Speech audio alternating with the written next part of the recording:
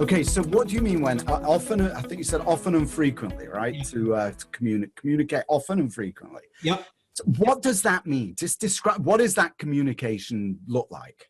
So to use your terminology, in an analog world where we're offline, in order to get communication out to dozens of investors or hundreds of investors, you need an army of people. You need to gather information. You need to merge information. You got to take it from spreadsheets into different tools for marketing. You know this as a digital marketer. There's a lot of work involved. And so what ends up happening when you don't have tools that enable you to be successful is you tend not to do it because it takes time and it's hard. You're not good at it. People like to do things that they're good at. So what do? They choose to communicate less frequently with their investors because producing the communication in and of itself is hard.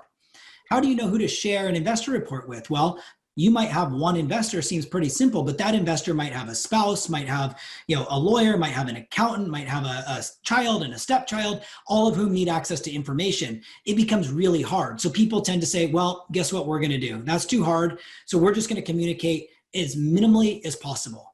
Well, that's gone. That no longer works. So the best sponsors are the ones who adopt in tools and solutions, whether it's Juniper Square or others, that allow them to have this frequent communication with a low frictional cost. It doesn't need to be a lot of work to send a note out to several hundred investors or several hundred prospects about what's going on. And so how do you do that? You do that, as you know, through a narrative. Having a digital strategy is really important to our customers because it's all about their brand. It's all about their identity. So for example, one thing that we've done inside of our application is created the ability for developers and others to share videos because developers have assets that start with holes in the ground and they exist like that for a long time, not really sexy until the project starts coming out.